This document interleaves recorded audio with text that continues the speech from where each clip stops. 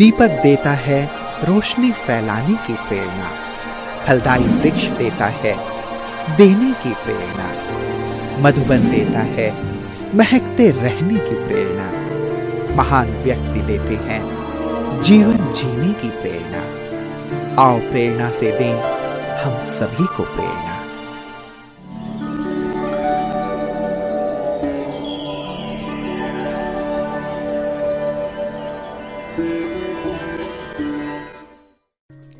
जबलपुर भारत के मध्य प्रदेश राज्य का एक शहर है।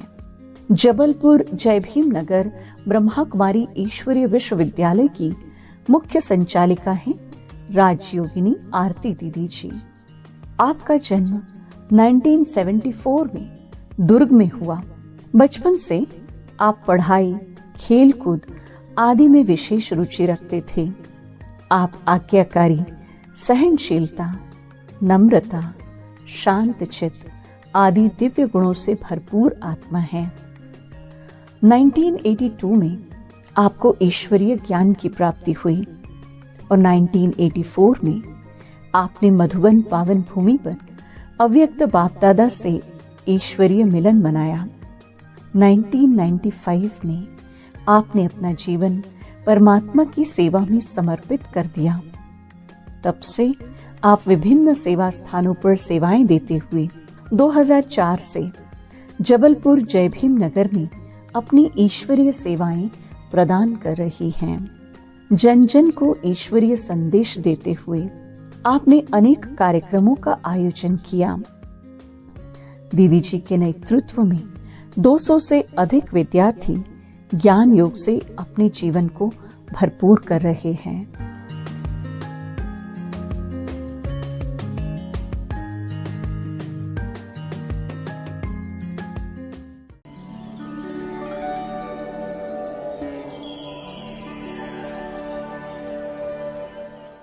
ओम शांति। मेरा लौकिक जन्म एक धार्मिक परिवार में हुआ, दुर्ग छत्तीसगढ़ में। मेरे दादाजी बहुत धार्मिक प्रवृत्ति के थे। उन्होंने एक गुरु किया हुआ था। इस कारण पूरे घर का माहौल धार्मिक था, आध्यात्मिक था। जब मैं 8 वर्ष की थी तब दुर्ग में आध्यात्मिक चित्र प्रदर्शनी का आयोजन हुआ कमला दीदी और विमला दीदी जी के द्वारा। तो वहाँ पर सबसे पहले मेरे दादाजी गए देखने के लिए। उनको बहुत अच्छा लगा और घर आकर उन्होंने मेरे पिताजी को कहा कि आप सब भी वहाँ आध्यात्मिक चित्र प्रदर्शनी देखने ज़रूर जाएं, वहाँ ज्ञान की बहुत अच्छी बातें हैं। मैंने तो गुरु किया हुआ है, आप लोग वहाँ जाकर देखें। तो मेरे पिताजी और मेरी माताजी और साथ में मैं, हम तीनों ही वहाँ गए और आध्यात्मिक चित्र प्रदर्शनी का अवलोकन किया। तो मेरी माताजी को और पिताजी को बहुत अच्छा लगा और अगले ही दिन से उन्होंने राजयोग शिविर अटेंड किया। और मैं छोटी थी तो साथ में मैं भी जाया करती थी और इस प्रकार ज्ञान का जैसे कहें बीज उसी समय से पड़ गया और धीरे धीरे माता पिता एकदम पक्के विद्यार्थी बन गए और सेवाओं में जाना, यज्ञ सेवा करना। माताजी विशेष भंडारे में सेवाएं देती थी और हमारे पिताजी विशेष सेंटर की सेवाओं में, क्योंकि सेंटर भी फिर स्थापित हो गया 1981 के बाद से। तो वहाँ अनेक जो गीता पाठशालाएं खुली, उसमें विशेष हमारे पिताजी का योगदान रहा। वो स्कूल में हेड मास्टर थे। तो स्कूल से लौटने के बाद वो विशेष अपना समय सेवाओं में देते थे और माताजी भी यज्ञ सेवा में अपना टाइम सफल करती थी। तो माताजी को ज्ञान इसलिए अच्छा लगा क्योंकि हम लौकिक में वैसे 5 भाई बहन थे, मैं सबसे छोटी थी। परंतु मेरे जो 4 भाई बहनें थे, उन्हों को एक ऐसी विचित्र बीमारी थी कि वो 5-6 साल तक बहुत अच्छे रहते थे, लेकिन 5 या 6 साल के बाद उन लोगों का बोलना चलना बंद हो जाता था और वो एकदम बिस्तर पर ही रहते थे। तो बहुत जगह माताजी ने, पिताजी ने उनका इलाज कराया, परंतु कोई माना रिज़ल्ट नहीं मिला, वो वैसे ही रहे। तो इसलिए माता जी बहुत दुखी रहा करती थी। और जब ये ज्ञान की प्राप्ति हुई तो जैसे माता जी के तो दुख दूर हो गए, ड्रामा का ज्ञान समझ में आ गया कि हमारा कोई हिसाब किताब है, इन आत्माओं से लेन देन है जो पूरा हो रहा है। और तब तक मेरी एक बहन जो थी वो बाकी थी और मैं, तो उस बहन की भी उन्होंने बहुत सेवा की। और मैं जब 6 या 7th क्लास में थी तब मेरी उस बहन ने भी शरीर का त्याग किया। फिर तो माता जी निर्बंधन हो गई और वो हमेशा कहती थी, माता जी को, पिताजी को ये अनुभव होता था कि तुमको भगवान ने बचाया है, क्योंकि उन चारों के साथ तो ये कंडीशन थी। पर मैं जब से पैदा हुई तब से बिल्कुल स्वस्थ थी, तो वो कहते थे कि ये भगवान की बच्ची है। और इस प्रकार फिर ज्ञान में हम आगे बढ़ते रहे। और मैं 8th क्लास पास करने के बाद पिताजी ने मुझसे कहा कि इंदौर में कन्याओं का हॉस्टल खुला है, दिव्य जीवन कन्या छात्रावास, तो क्या आप वहाँ पढ़ने जाओगी? मैंने तुरंत ही हाँ में सिर हिला दिया, क्योंकि मैं कभी भी माता पिता की, बड़ों की आज्ञा को मैं कभी भी टालती नहीं थी। ये मेरा बचपन से ही जैसे गुण था, स्वभाव था। तो पिता ने कहा कि भाई जाना है आपको? मैंने कहा जी। तो मैंने तैयारी की और मुझे हॉस्टल पढ़ने के लिए भेज दिया कि वहाँ पर ये जब बाबा की है और बाबा की बच्ची है तो इसमें बाबा के ही सेवा के संस्कार, गुण आने चाहिए। और उन्होंने मुझे वहाँ पढ़ने के लिए भेजा। मैं वहाँ इंदौर गई और इंदौर में पहले तो मैंने यही सोचा था कि 1-2 साल पढ़कर देखती हूँ, लेकिन वहाँ जाने के बाद हमारी आदरणीय करुणा दीदी जी और जोन इंचार्ज हमारे आदरणीय ओम प्रकाश भाई जी की मुझे इतनी पालना मिली कि मैं अपने घर को, मित्र संबंधियों को बिल्कुल भूल गई। ऐसा लगा कि यही मेरा कल्प कल्प पुराना, यही मेरा घर है। और वहाँ हमने बहुत सारी बातें सीखी। आदरणीय करुणा दीदी की जो 1 घंटा विशेष हम सभी कन्याओं के लिए मोटिवेशनल क्लास होती थी, जीवन जीने का तरीका दीदी हमको सिखाती थी। और आदरणीय भाई जी हमको बहुत प्यार स्नेह देते थे, सब कन्याओं को, विशेष कन्याओं से उनका बहुत प्यार था। और भाई जी की पालना और भाई जी का वो मातृत्व स्नेह जो है आज भी हमको याद आता है। और उसी पालना और प्रेरणा को पाकर शायद, जो पहले कभी मैंने सोचा तो नहीं था कि मैं ब्रह्मा कुमारी बनूंगी, मन में ऐसा कोई लक्ष्य नहीं था, पर बाबा के घर जाना, सेंटर का वातावरण, स्वच्छता, पवित्रता और वहाँ सेंटर का भोग, ये मुझे विशेष अच्छा लगता था, इसलिए मैं बचपन में जाया करती थी। पर जो एक जीवन का जो लक्ष्य है कि मुझे अब आगे क्या करना है, इस जीवन को सफल कैसे बनाना है, तो मुझे इन दीदियों जैसा ही बनना है। और भाई जी जो हमको शिक्षा देते हैं उसको पूरा का पूरा हमें जीवन में उतारना है। ये मैंने वहाँ से लक्ष्य लिया, टीचर बनने की मैंने प्रेरणा प्राप्त की। और ये हमारा बहुत सौभाग्य था कि हमारा जो ग्रुप था, हम 8-10 कन्याएं थी। जब हमने पूरी ग्रेजुएशन की पढ़ाई कंप्लीट कर ली 95 में, तब भाई जी ने हमको सेंटर आने के पहले हमारे पूरे ग्रुप को भाई जी ने कलकत्ता भेजा कि आप वहाँ घूम के आओ, दादी जी से मिल के आओ। तो निर्मल शांता दादी जी का भी सानिध्य मिला, वहाँ से भी हमने बहुत कुछ सीखा। 8-10 दिन हम वहाँ रहे, घूमे, वहाँ की बातें सीखी। निर्मल शांता दादी जी से हम जब कलकत्ता में मिले तो दादी जी हमेशा कहती थी कि जैसे मेरे 3 पिता हैं, ऐसे आप सबके भी लौकिक, अलौकिक, पारलौकिक पिता हैं और उनकी आप सबको भी बहुत अच्छी पालना मिलती रहे। आप एक एक कन्याएं तो हीरे तुल्य हो। और दादी हमेशा कहा करती थी आप सबका जीवन कितना पवित्र है, आप आगे बढ़ो। और वरदानी बोल और दृष्टि दादी ने हम सबको दी। और दादी बहुत हम सभी कन्याओं को विशेष स्नेह की दादी ने सौगात भी दी और भाई जी को भी विशेष याद किया। और उसके बाद हम जब वापस इंदौर लौट कर आए तो आदरणीय करुणा दीदी ने हमको पूरा कि अब आपको सेवाओं में जाना है, तो पूरा अटैची तैयार करके, ब्रह्मा कुमारी की ड्रेस दे करके, बैज दे करके भाई जी ने भी हमको और दीदी ने भी हमको विदा किया। और जब हम पहले तो घर आए, तो घर में आने के बाद भी हमारी लौकिक दादी जी को ये पता नहीं था कि ये ब्रह्मा कुमारी बनेगी, क्योंकि उनका थोड़ा सा विरोध था।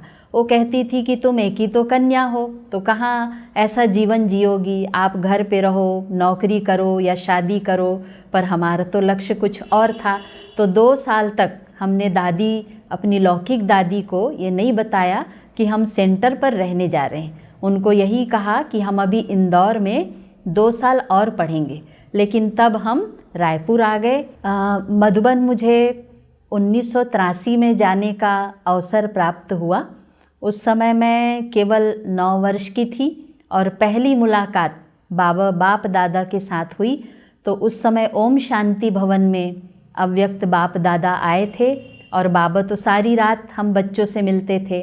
और टीचर बहन ने जब एक एक परिवार से परिचय कराया कि ये माता पिता हैं, ये उनकी बच्ची है, तो उस समय बहुत छोटी थी तो ज़्यादा तो मुझे कुछ याद नहीं है। लेकिन बाबा के ये शब्द आज भी मुझे 2 शब्द याद हैं, वरदान याद है। बाबा ने कहा ये तो बाबा की ही बच्ची है। और बाबा ने मुझसे ही क्वेश्चन किया, प्रश्न पूछा कि बच्ची तुम शिव बाबा को याद करती हो? तो मैंने हाँ में ऐसे सिर हिलाया। फिर बाबा ने बहुत प्यार की दृष्टि दी, माता पिता को दृष्टि दी। और वो असीम प्यार भरी दृष्टि मैंने जैसे अपने जीवन में गहरे उसको उतार लिया। वो दृष्टि मुझे आज भी याद आती है। और उसके बाद फिर मैं अपने जीवन में तो आगे बढ़ती रही। फिर इंदौर पढ़ने आई। यहाँ भी दीदियों की बहुत अच्छी पालना ली और दादियों की भी पालना मिली। जब हॉस्टल में हम थे तो पांडव भवन में ही वहाँ रुकना होता था और बाबा ओम शांति भवन में आते थे। तो हमको 2 बार अवसर मिलता था, एक बाप दादा मिलन और दूसरा हम दिवाली के समय पर भी दादी जी का बर्थडे मनाने अवश्य जाते थे। तो डांस ड्रामा करना, गीत संगीत गाना, ये सब विशेषताएं मैंने इंदौर हॉस्टल में सीखा। और कैसे किसको क्या सुनाना है ये भी सीखा। पर उस समय फिर भी थोड़ी झिझक थी, डर था मन के अंदर। पर धीरे धीरे वो डर भी हमारा दूर होता चला। खासकर दादी प्रकाशमणि जी का मुझे अनुभव याद आता है। हम जब दादियों से सुबह सुबह 5-6 बजे तैयार होकर के, उस समय तो बहुत छोटा परिवार हुआ करता था, और हम तैयार होकर दादी जी से गुड मॉर्निंग करने जाते थे। तो दादी जी बहुत स्नेह की दृष्टि देती थी, हमको बादाम की टोली खिलाती थी, हम सभी कन्याओं को। दादी चंद्रमणि जी, गुलजार दादी, प्रकाशमणि दादी, जानकी दादी, इन सब से हम मिला करते थे। बहुत नज़दीक आने का सौभाग्य प्राप्त हुआ। और एक बार दादी जी ने हम सभी कन्याओं को बाबा की अंगूठी भी पहनाई, जो परम पिता परमात्मा शिव लिखा हुआ चांदी की अंगूठी होती थी। और दादी ने ये सब अंगूठी हम कन्याओं को पहनाकर कहा कि आप सबकी अब बाबा से पक्की सगाई हो गई। तो उस दिन से जैसे मन में और गहरा हो गया, पक्का हो गया कि हमारा बाबा सच्चा साथी है और हमें इसी जीवन को ही चयन करना है, यही मेरा संसार है। और मैं बाबा का बन करके अपने लौकिक अलौकिक दोनों पिताओं का मैं नाम बाला करूँगी। और हॉस्टल से तो अनेक पालना मिली और हम आगे बढ़ते रहे। फिर जब सेवाओं के क्षेत्र में हम आए, रायपुर आए, तो रायपुर में भी हमें आदरणीय कमला दीदी जी से विशेष पालना मिली। मैं करीब 8 वर्षों तक रायपुर में रही, चौबे कॉलोनी में भी रही और वहाँ के भिन्न भिन्न सेंटरों पर भी अपनी मैंने सेवाएं दी। तो एक समय की बात है, वैसे तो दीदी हमें हर बात की शिक्षा देती थी, पर एक शिक्षा मुझे याद आती है कि उस समय जब हम नए नए आए थे, अचानक जैसे ही शुरुआत हुई, सेंटर पर आए, तो दीदी ने कहा कि जाओ मुरली सुना के आना। शाम का समय था तो मैं मुरली सुनाने गई और बहुत फास्ट मुरली पढ़कर 15-20 मिनट में जैसे मुरली पूरा करके मैं नीचे आ गई। तो आदरणीय कमला दीदी जी ने कहा कि अरे इतना जल्दी क्यों मुरली सुना दिया, बहुत अच्छी भाई बहनों को प्रेम से बाबा की मुरली सुनानी चाहिए, आपको इसके लिए स्टडी करनी चाहिए, मुरली को पढ़कर बहुत विचार सागर मंथन करना चाहिए, आपके अंदर वो क्वालिटी है, आप सीखो। तो दीदी जी की ये शिक्षा, ये प्रेरणा मैंने उसी समय सीखी और विशेष फिर मैंने अपने पर ध्यान देना शुरू किया कि नहीं, मुझे मुरली जो है बहुत रस के साथ सुनाना है, जो सामने सुनने वाला भी उस आनंद में खो जाए, बाबा की याद में खो जाए, आत्म अभिमानी स्थिति वाला बन जाए। तो धीरे धीरे इस प्रकार से हमने मुरली पर, बाबा की बातों पर, शिक्षाओं पर और विशेष ध्यान देना हमने शुरू किया और बहुत अच्छा हम इस जीवन में आगे बढ़ते रहे। सेवाओं में भी बाबा ने हमको बहुत अच्छा अनुभव कराया। उस समय जब मैं रायपुर में थी तो जब 67 त्रिमूर्ति शिव जयंती बाबा की मनाई जा रही थी, तो उस समय वहाँ रायपुर में लक्ष्य रखा था कि हम 67 गांव के अंदर जा कर के इस एक मास में सेवा करेंगे, जन जन को बाबा का परिचय देंगे। तो उसमें 2-4 ऐसी बहनों का सिलेक्शन हुआ, उसमें मैं भी थी। तो हम सुबह 7 बजे से, माना 2-3 ऐसी गाड़ी बुकिंग की हुई थी, तो 3-4 माताएं, भाई, 2 बहनें ऐसे जाते थे हम भोजन आदि लेकर के, और सुबह 7 बजे से जाते थे और शाम को 7 बजे तक हम वापस लौट कर आते थे। दिन भर हम सेवाएं करते थे और एक दिन में हम 3-4 गांव कवर करते थे। तो उस समय का वो विशेष सेवा का पल मुझे याद आता है कि बाबा ने बहुत मदद की। कभी हमें कोई थकावट का अनुभव नहीं हुआ, पूरा मास हम सेवा करते रहे और सबको बहुत खुशी से, उमंग उत्साह से सबको हमने बाबा का परिचय दिया। बाबा सेवा में सदा ही करावन हार रूप में मुझे याद रहता था कि बाबा मुझ आत्मा से ये सेवा करा रहा है। और एक अनुभव सेवा का मुझे यहाँ जबलपुर का भी याद आता है। एक बार यहाँ पास में एक गांव है, वहाँ पर हमने सेवाएं शुरू की। तो वहाँ से कुछ दूरी पर, माना 20 किलोमीटर दूर पर एक जगह पर प्रदर्शनी रखी, फिर शिविर का आयोजन किया। तो वो गर्मी के दिन थे और वहाँ प्राइवेट बसें ही चलती थी, छोटी गाड़ियाँ चलती थी। तो एक दिन ऐसा हुआ कि हमें कोई गाड़ी नहीं मिली वापस लौटने के लिए। शाम का शिविर था और शिविर पूरा करा के हमको 7:30 बजे वहाँ से वापस लौटना था, पर कोई साधन नहीं, एक भी साधन हमें नहीं मिला। तो हम फिर वहाँ एक परिचय वाली माता के घर रात रुके और अगले दिन सुबह फिर हमने देखा कि अब हमें जाना है, तो फिर कोई साधन नहीं। तो हम बाबा को याद करते हमने वहाँ से पैदल ही, है ना, कहा कि अब पैदल ही जाना पड़ेगा, कोई साधन नहीं है वहाँ, किसी के पास ऐसा 4 व्हीलर का साधन भी नहीं है, कैसे जाएं। तो हम पैदल ही वहाँ से आए, 20 किलोमीटर की यात्रा पूरी करके, पर कोई थकान नहीं। फिर अगले दिन से हमने वही शिविर शुरू किया। तो इस प्रकार बाबा चाहे कैसी भी परिस्थिति आए, अगर बाबा की अच्छी याद है, बाबा को साथ रख के कंबाइंड होके हम सेवा करते हैं, तो बाबा हमें मदद का अनुभव कराते हैं। जो दादियाँ कहती ना, इतना माइल भी आप पैदल चले जाओ तो कोई आपको माना थकावट की अनुभूति नहीं होगी। तो मैंने पहला ऐसा जीवन में अनुभव किया कि इतना माइल हम पैदल चल के अपने केंद्र पर वापस आए, पर कोई थकावट नहीं, वही उमंग उत्साह, वही नशा कि नहीं, हमें सबको बाबा का संदेश देना है, सबको प्रेरणा देनी है, ये हमारे मन में सदा ही रहता था। और इस ब्राह्मण जीवन में मैंने हमेशा ये अपने अंदर ये पक्का करके रखा कि वैसे भी मुझे ज़्यादा किसी से बोलना, बातचीत करना पसंद नहीं, तो शांत स्वभाव और बहुत शांति से, गंभीरता से रहना, संतुष्ट रहना, सबको संतुष्ट करना। मैं हमेशा ध्यान रखती हूँ कि मेरे से मनसा वाचा कर्मणा कोई ऐसी भूल ना हो जो बड़े हमारे लिए चिंतित हो जाएं, उनको हमारे लिए मेहनत करनी पड़े, मैं उन्हें भी खुश रखूं, उनकी भी दुआएं लूं। ये आज तक मैंने अपने जीवन में इसको धारण करके रखा है। और वर्तमान समय के अनुसार मैं हमेशा यही मन में उमंग उत्साह रखती हूँ और लक्ष्य रखती हूँ कि अब समय थोड़ा है, तो हम बाबा की इस सेवा को अपने जीवन में ला करके अनेकों को ये रास्ता बताएं और सबको, जन जन को बाबा का संदेश दें, सबका जीवन हम श्रेष्ठ बनाएं, दुआएं दें, दुआएं लें। बाबा कहते हैं और कुछ नहीं कर सकते तो शुभ भावना सबको दो, शुभ कामना सबको दो, किसी की गलती नोट नहीं करो लेकिन उसे सहयोग का नोट दो। ये मैं हमेशा ध्यान रखती हूँ। और वर्तमान समय के अनुसार स्थिति को मजबूत बनाने का, स्व स्थिति मेरी पक्की रहे, कभी हिले डुले नहीं, अंत समय भी बस बाबा याद रहे, एक बाबा दूसरा न कोई, क्योंकि बाबा ने ये जीवन दिया है और इतने अच्छे परिवार का साथ दिया है। लौकिक में माता पिता को भी मैं थैंक्स कहती हूँ कि उन्होंने भी हमको इस जीवन में आगे बढ़ाने में बहुत मदद की। ईश्वरीय परिवार में भी हमारे बड़ों ने सब ने हमको आगे बढ़ाया। तो यही मैं अपने जीवन में धारण करके आगे बढ़ती हूँ।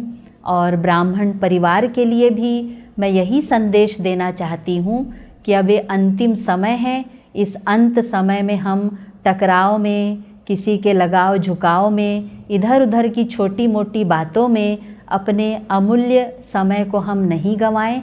ये बहुत कीमती पल हमको मिला है संगम युग का। तो इस संगम युग के समय में बाबा की शिक्षाओं को धारण करके, जीवन में उतार करके, फरिश्ता बन करके, कर्मातीत बन करके हमको घर चलना है। क्योंकि हमारे सभी वरिष्ठ भाई बहनों ने, दादियों ने पुरुषार्थ करके, अव्यक्त बन करके हम सबको यही सिखाया और यही बताया कि बाबा के इस कार्य को हमें भी पूर्ण करके वापस अपने घर जाना है। तो बाबा की प्रतिदिन हमको मुरली में शिक्षाएं मिलती है, तो उसको कभी भी हम मिस न करें। बाबा की उन शिक्षाओं को जीवन में समाते हुए, अपने चलन और चेहरे से सबको संदेश देते हुए हम इस जीवन में आगे बढ़ें। यही मेरी सभी परिवार के प्रति, ब्राह्मण भाई बहनों के प्रति शुभ भावना और शुभकामनाएं। ओम शांति।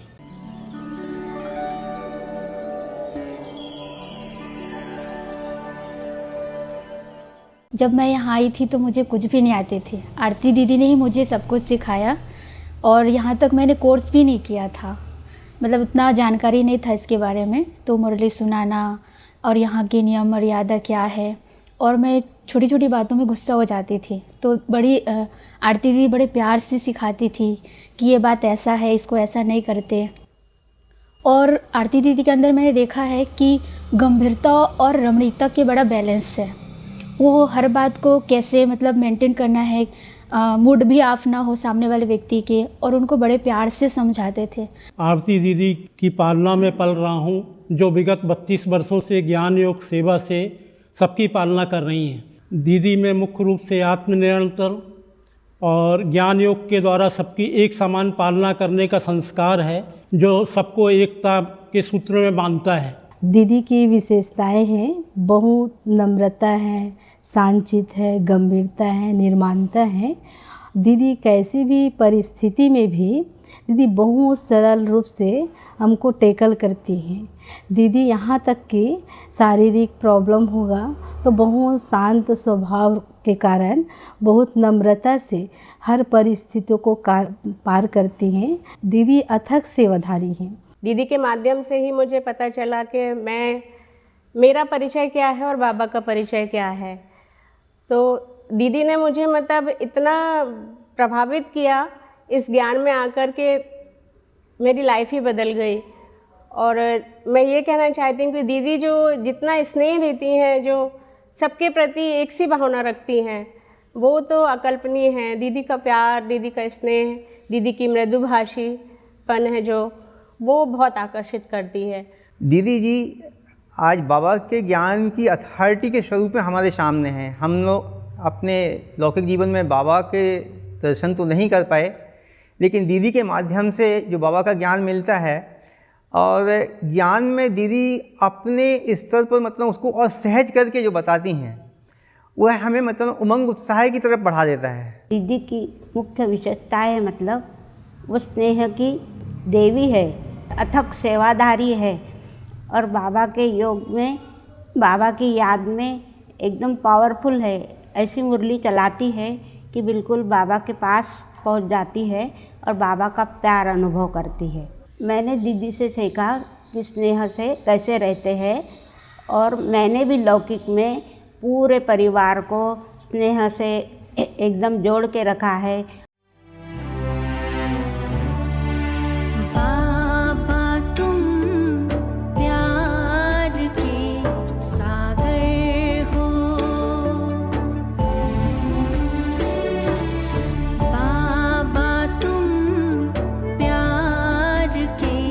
सागर हो, इतना प्यार